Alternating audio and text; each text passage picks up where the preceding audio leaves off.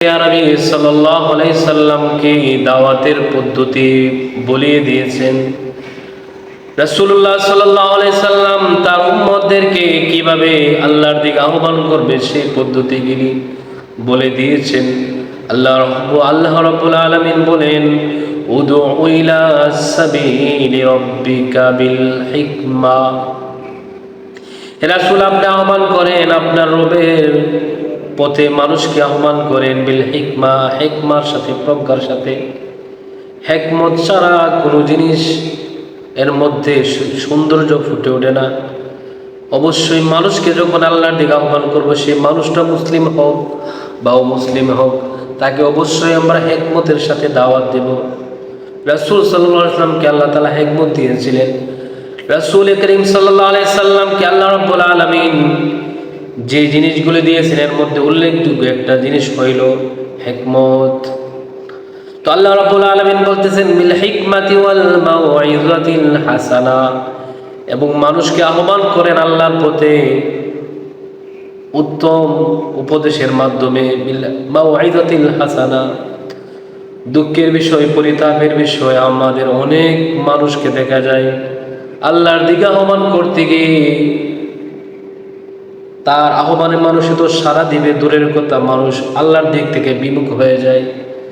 নমনীয়তা নাই, কোমলতা নাই, এবং ভাষার মধ্যে নোংরা ভাষা ব্যবহার করে।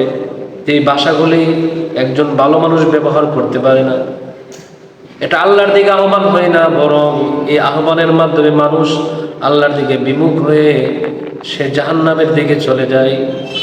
এর জন্য অবশ্যই যে দাওয়াত দেয় সে আল্লাহর কাঠগড়ার মধ্যে অবশ্যই জবাব দিতে হবে।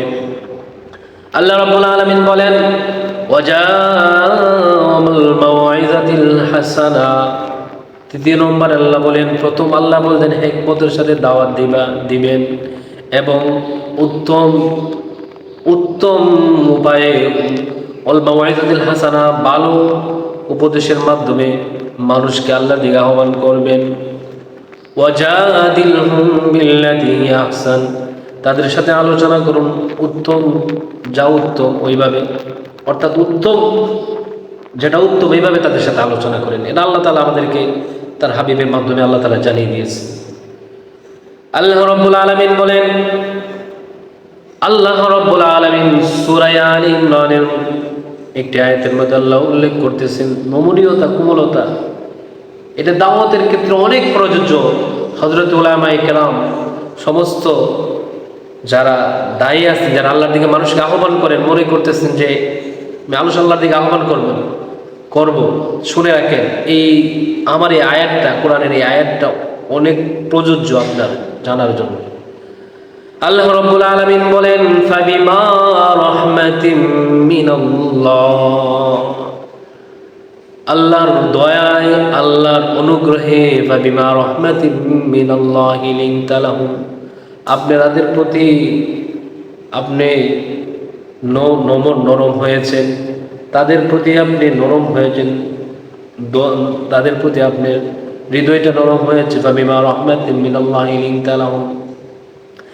আল্লাহ রাব্বুল আলামিন বলেন, ওয়ালাউ কুনতা ফাজ্জান গালিযাল কলবি লানফাদ্দু মিন হাওলিক। রাসূল আরবি মুহাম্মদ, আমার পেয়ারা হাবিব হযরত মুহাম্মদ সাল্লাল্লাহু আলাইহি সাল্লাম, আল্লাহ রাব্বুল আলামিন বলেন, আপনি যদি রূঢ় স্বভাবের, কঠিন হৃদয়ের অধিকারী হইতেন, তাহলে মানুষগুলি আপনার পাশ থেকে দূরে সরে যাইত। এত সোয়া লক্ষ সাহাবী মুসলমান হইত না, এত সাহাবীরা তারা ইসলাম গ্রহণ করতো না, এতগুলি মানুষ তারা আপনার কাছে তারা আসতো না। আপনার নরম হৃদয়ের কারণে তারা আপনার কাছে এসেছে। আপনি যদি কোমল হৃদয়ের না হয়ে যদি কঠিন রূঢ় স্বভাবের অধিকারী হইতেন, কঠিন হৃদয়ের অধিকারী হইতেন, তাহলে তারা আপনার কাছ থেকে দূরে সরে যেত। এত কঠিন মেজাজ দিয়ে মানুষকে আল্লাহর দিকে আহ্বান করা যায় না। আল্লাহর দিকে আহ্বান করতে হবে নরমভাবে। তো সম্মানিত সুধী, তো আপনি হয়তো বা বুঝতেছেন যে আমি কঠিনভাবে বললে হবে মানুষ আসবে না, ভুল কথা।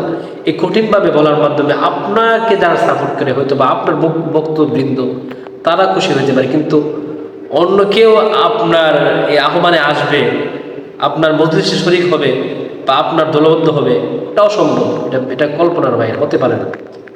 নমনীয়তা, কোমলতা রাসূল সাল্লাল্লাহু আলাইহি ওয়াসাল্লাম হযরত আয়েশা সিদ্দিকা রাদিয়াল্লাহু তাআলা থেকে হাদিসটা বর্ণিত, যে জিনিসের মধ্যে নমনীয়তা নেই এই জিনিসের মধ্যে কোনো সৌন্দর্য নেই। যে জিনিসটার মধ্যে নমনীয়তা রয়েছে, আল্লাহ নবী বলেন এটার মধ্যে সৌন্দর্য রয়েছে। আল্লাহ রাসূল সাল্লাল্লাহু আলাইহি সাল্লাম বলতেছেন তার হাদিসের মধ্যে, রাসূল দাওয়াতের সিস্টেম আমাদেরকে বলে দিয়েছে। রাসূল সাল্লাল্লাহু আলাইহি সাল্লামের জীবদ্দশায় উনি উম্মতকে কিভাবে দাওয়াত দিয়েছেন, রাসূলের জীবনীগুলি পড়লেই আপনারা জানতে পারবেন। শুধু মুখের দাওয়াত নয়, বরং মুখের দাওয়াতের চাইতে আরো সবচেয়ে বেশি কার্যকারী হইল নিজের আখলাকের দাওয়াত। আমি যখন নরম হব, আমি যখন কোমল হৃদয়ের অধিকারী হবে, আমার চরিত্র যখন ভালো হবে, মানুষগুলি এমনিতে ইসলামের ছায়াতলে চলে আসবে আমাকে দেখে। অতএব যে দাওয়াত দিবে, সর্বপ্রথম তার দাওয়াতের ক্ষেত্রে ওই ব্যক্তি নিজের চরিত্রকে ঠিক করা, নিজের ব্যবহারকে ঠিক করা, এটা অগ্রাধিকার অবশ্যই দাওয়াতের ক্ষেত্রে দিতে হবে। রাসূল কারীম সাল্লাল্লাহু আলাইহি সাল্লাম বলেন, বাশশিরু ওয়ালা তুনাফিরু, বাশশিরু ওয়া ইয়াসসিরু ওয়ালা তুআসসিরু, বাশশিরু ওয়ালা তুনাফিরু। রাসূল কারীম সাল্লাল্লাহু আলাইহি সাল্লাম বলেন, ইয়াসসিরু ওয়ালা তুআসসিরু, সহজ করো, মানুষকে কঠিনের মধ্যে ফেলিয়ে দিও না, কঠিন করো না, ইসলামকে সহজভাবে মানুষের সাথে উপস্থাপন করো, মানুষের কাছে ইসলামকে সহজভাবে উপস্থাপন করো, কঠিনভাবে উপস্থাপন করিও না। বাশশিরু, মানুষকে সুসংবাদ দাও, ওয়ালা তুনাফিরু, মানুষকে সুসংবাদ দাও, মানুষকে তোমরা বাগায়ে দিও না। আরে জাহান্নামের কথা, এই জাহান্নামের কথা বললাম, ভালো কথা, কিন্তু জাহান্নামের বয়ানে করলাম, কিন্তু মানুষকে জান্নাতের সুসংবাদ দিলাম না, আল্লাহর মাগফিরাতের কথা বললাম না, যে আল্লাহ যে গফফার, আল্লাহ যে রহিম, আল্লাহ যে রহমান, মাফ করতে পারে, গুনাহকে মাফ করতে পারে, এগুলো বললাম না, এগুলো বলা দরকার।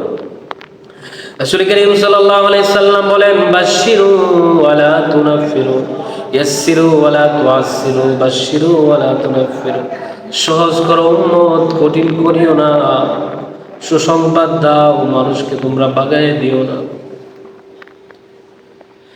রাসূল কারীম সাল্লাল্লাহু আলাইহি সাল্লাম উনি তো ছিল জীবন্ত উদাহরণ, সব ভালো জিনিসের জন্য দাওয়াতের উদাহরণ তো রাসূলের মধ্যেই ছিল। রাসূল কারীম সাল্লাল্লাহু আলাইহি ওয়াসাল্লামকে পরীক্ষা করার জন্য এক ইহুদি আসলেন। ঘটনাক্রমে সে অনেক সুযোগ তালাশ করতেছিল, পেয়ে গেল সুযোগ। রাসূলের কিছু টাকা প্রয়োজন, রাসূল সাল্লাল্লাহু আলাইহি ওয়াসাল্লাম ওই ব্যক্তি থেকে কিছু কর্জা নিলেন, নেওয়ার পরে ডেট দিলেন কোনো একটা দিন সপ্তাহের। ওই ব্যক্তি ওই ডেটের আগে চলে আসলো, ইহুদি ব্যক্তি এসে রাসূল সাল্লামের ওই পাঞ্জাবি মুবারকের মধ্যে যে রুমাল মুবারক ছিল এটার মধ্যে ধরে রাসূলকে টান দিছে। রাসূল এর জিহ্বা মুবারক একটু বের হয়ে গেছে, অনেক কষ্ট পেলেন। হযরত ওমর রাদিয়াল্লাহু তাআলা আনহু বললেন, হে ইহুদি, রাসূল সাল্লাল্লাহু আলাইহি সাল্লাম আমার সামনে আছে বিদায় আমি এই কাজটা করতে পারতেছি না, না হয় তোর মাথাটা তোর শরীর থেকে আমি আলাদা করে ফেলতাম। রাসূল সাল্লাল্লাহু আলাইহি সাল্লাম হযরত ওমর রাদিয়াল্লাহু তাআলা আনহুকে ধমক দিয়ে বলেন, হে ওমর, ওই ব্যক্তি আমার কাছে পায়, সে আমার সাথে একটু কঠিন ব্যবহার করতেই পারে, তুমি কেন তার সাথে খারাপ আচরণ করলা? রাসূল সাল্লাল্লাহু আলাইহি ওয়াসাল্লাম তখন ওই ব্যক্তির কিন্তু ওই যে টাকাটা নেওয়ার সময় কিন্তু ছিল না, হলো না, আরো কিছুদিন বাকি ছিল, সে 2 দিন আগে চলে আসছে। রাসূল সাল্লাল্লাহু আলাইহি সাল্লাম তখন ওই ব্যক্তিকে খেজুরগুলি মেপে দিলেন, বললেন, ওমরকে বললেন, যাও তাকে তার পাওনা খেজুর দিয়ে দাও, এবং তুমি যে তার সাথে খারাপ ব্যবহার করছো এর জন্য আরো 2 কেজি খেজুর বা এরকম সমপর্যায়ে খেজুর আল্লাহ নবী বললেন তুমি দিয়ে দাও। তখন ওই ইহুদি ব্যক্তি রাসূল সাল্লাল্লাহু আলাইহি সাল্লামের সামনে এসে বলেন, ইয়া রাসূলুল্লাহ, আমাকে ক্ষমা করে, আমি অনেক দিন যাবত একটা সুযোগ তালাশ করছিলাম যে আপনার ব্যবহার, আপনি কি শেষ নবী কিনা, আপনি কি সাইয়্যিদুল মুরসালিন কিনা, আমি পরীক্ষা করার জন্য একটা সুযোগ তালাশ করেছিলাম। আপনার কিছু টাকা প্রয়োজন, আমি এই সুযোগটাকে আমি কাজে নিয়ে আমি আপনাকে পরীক্ষা করেছি। রাসূল আমাকে ক্ষমা করে দিন, আমার কেদরের প্রয়োজন নাই, আমাকে কালিমা পড়িয়ে আমাকে মুসলমান বানিয়ে দেন। আশহাদু আল্লা ইলাহা ইল্লাল্লাহু ওয়া আশহাদু আন্না মুহাম্মাদান আবদুহু ওয়া রাসূলুহু। ওই লোকটা মুসলমান হয়ে গেল। সম্মানিত ভাইয়েরা আমার, এটা তো আমাদের ইসলাম। ইসলাম তো মানুষকে দূরে সরায় দেয় না, দয়া করে অনুগ্রহ করে ইসলামের সৌন্দর্যগুলি মানুষের কাছে ফুটিয়ে তুলেন, ফুটিয়ে ধরেন। আজকে নিজেরা এই সামান্য আপনার কাছে সামান্য বিষয়গুলি তো আমাদের উলামায়ে হযরতরা অনেকরা এটাকে বড় করে তুলতেছে। অথচ বিষয়গুলি যদি আসলে পর্যালোচনা করা হয়, এই বিষয়গুলি আসলে বড় ধরনের কোনো বিষয় নয়। আমাদের কবরের মধ্যে প্রশ্ন হবে, মার রব্বুকা, তোমার রবকে, আমা নবী আমা দীনুকা, তোমার দিন কি, আমা নবীউকা, রাসূল সাল্লাল্লাহু আলাইহি ওয়াসাল্লামকে ইশারা করে বলবে তোমার নবীকে। এই প্রশ্নগুলি হবে, এই তিনটা প্রশ্ন হবে। জ্ঞানবান যে সমস্ত ব্যক্তিরা আছেন, আমার এই তিনটা কথা থেকে আপনারা বুঝবেন যে কবরের মধ্যে এই তিনটা প্রশ্ন হবে। অতএব আমার কবরে প্রশ্ন হবে না রাসূল সাল্লাল্লাহু আলাইহি ওয়াসাল্লাম কিসের তৈরি। আপনি এতটুকু থাকেন যে রাসূল যেটার তৈরি আমি তার প্রতি ঈমান আনলাম, বাড়াবাড়ির দরকার নাই। এ সমস্ত দিনের প্রশ্ন হবে না, বরং প্রশ্ন করা হবে তুমি রাসূল সাল্লাল্লাহু আলাইহি ওয়াসাল্লামের আদর্শকে কি তুমি মেনে এসেছো। কবরে প্রশ্ন করা হবে না রাসূল সাল্লাল্লাহু আলাইহি ওয়াসাল্লামকে গায়েব জানে কিনা, এগুলি প্রশ্ন করা হবে না। ভাইয়েরা আমার, সম্মানিত সুধী, এগুলি প্রশ্ন করা হবে না। আল্লাহর কসম করে বলি, এগুলি প্রশ্ন করা হবে না। এগুলি নিয়ে ঠেলাঠেলি করবেন না, এগুলি নিয়ে ঠেলাঠেলি করে মুসলমানকে দূরে সরাই দিবেন না। কে হাত উপরে বাঁধলো, কে নিচে বাঁধলো, এগুলিকে প্রশ্ন করা হবে না। এগুলির সর্বোচ্চ নফল বা সুন্নতের পর্যায়ে রয়েছে। হাত আমরা ইমাম আবু হানিফা রাহমাতুল্লাহি আলাইহি অনুসারী, আমরা মাযহাব মানি। মাযহাব মানার অর্থ এই নয় যে আমরা কোরআন হাদিসের বাইরে, বরং মাযহাব মানলে একটা মানুষ ইসলামের প্রতি চলা সহজ হয়।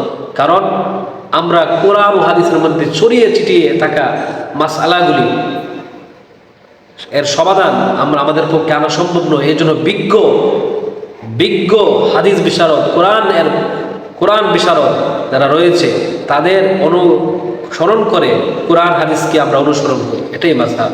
অতএব কেউ যদি অনুসরণ না করে মাযহাবে, যে কোরআন হাদিস থেকে সমাধান আনতে পারে, আনুক। এ নিয়ে আমরা মুসলমানরা বিভক্ত হব না, আমরা সবাই